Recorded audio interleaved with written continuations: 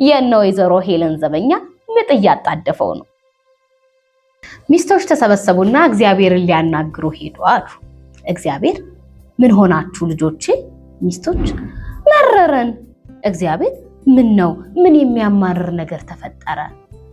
ሚስቶች እኛ ሴቶች ጫናው በዛብን፣ አንገፈገፈን። እኛ አርግዘን፣ እኛ አምጠን፣ እኛ አጥብተን አልቻልንም።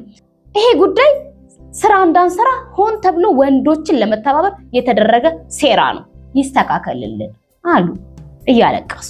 እግዚአብሔር ጥሩ፣ ምን እንዲደረግላችሁ ተወዳላችሁ ታዲያ? ሚስቶች ቢያንስ ከማርገዝ ከማማት ወይም ከማጥባት ወንዶች አንዱን የተፈጥሮ ግዴታ ያግዙ።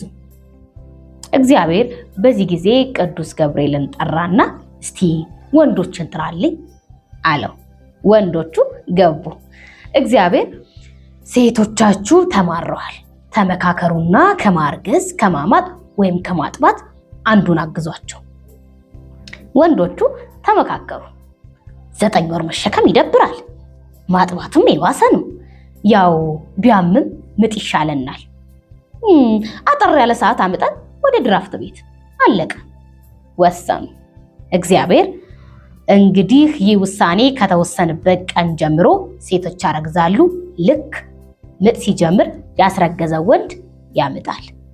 በሰላም ሂዱ ብሎ ሸኛቸው።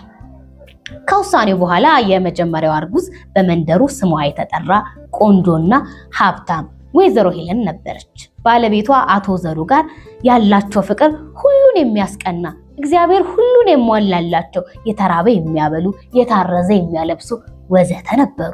ደግነታቸውና ፍቅራቸው ነው የአዲስ ወግ አስጀማሪ ያደረጋቸው ተብሎ በመንደሩ ተወራ።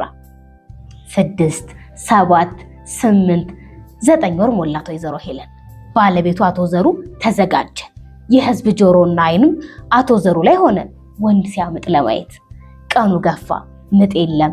ልክ 9 ወር ከ9 ቀን ሆነ፣ ምንም የለም። በቀጣዩ ቀን ማታ ይህን ታምር ላይ ግቢውን የሞላው ሰው ሁሉ ግቢው በር ላይ ተንጫጫ። ምንድነው ብሎ ቤት ውስጥ ያሉት ሲወጡ የነ ወይዘሮ ሄለን ዘበኛ ምጥ እያጣደፈው ነው።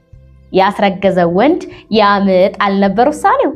አቶ ዘሩ ማርያም ማርያም በሚለው ህዝብ መሃል በማርያም ውርደት ብለው ራሳቸውን ሳቱ።